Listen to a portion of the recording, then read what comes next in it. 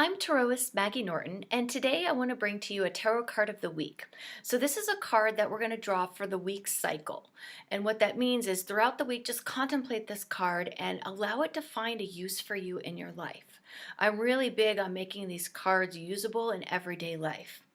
So what we've drawn today is the High Priestess.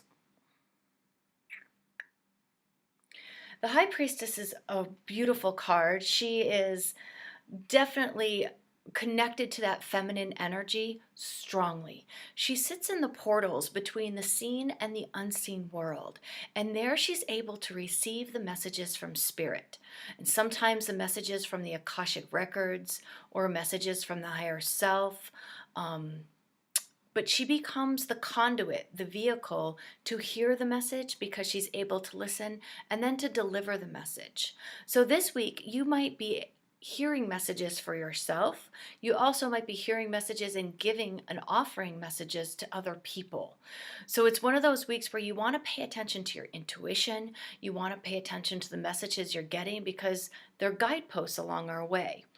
And there's always these hidden treasures.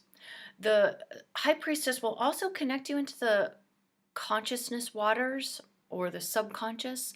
So pay attention to just your gut feelings and these things that arise from a place that isn't apparent. Okay, I want you to learn how to trust your intuition. The High Priestess will grant you the ability to learn how to trust. So take a journal this week and write down the messages that you get from the world around you, from just your intuition, from your gut feelings. And then at the end of the week, review those and see how many really still resonate with you. Because when the High Priestess shows up for a tarot card of the week, you have some beautiful messages coming to you.